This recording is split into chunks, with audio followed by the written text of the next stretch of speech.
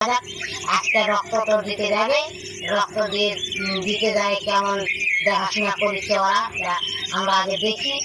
আর রক্তটা আমার প্রথমে যখন পরীক্ষা করি তখন 6.5 ছিল, আর তারপরে যখন পাথর বড় হয়ে গেল তখন রক্ত কমে 6 হয়ে গেছে। এখন রক্ত কমে গেছে, হচ্ছে কি হচ্ছে না হচ্ছে, এখন তো রুগী বিছনা পড়ে গেছে, এখন অপারেশন করাই লাগবে। আমরা আজকে ডাক্তারের জন্য প্রথমে বললো কি যে 2 মাস ধরে রক্ত হোক, তারপরে তোর অপারেশন করবো।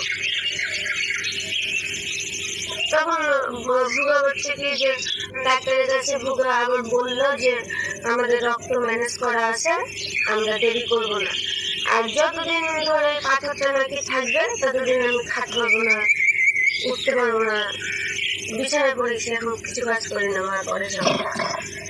আর একটু হাঁটতে পারি না, একটু হাঁটলে পায়ে বের লাগে, মাথা ঘুরে পড়ে যায়, আর বমি হয় প্রতিদিন। হ্যাঁ, খাওয়া যায় না কিছু।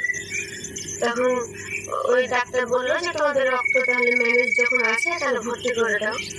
ওই জন্য আজকে যাবো ভর্তি হতে, আজকে মঙ্গলবার, মঙ্গলবার বুধবার ভর্তি রাখবে, রক্ত দিবে, তারপর বৃহস্পতিবার ছুটি, তারপর শনিবারে আবার ভর্তি নেবে, তখন অপারেশন করবে।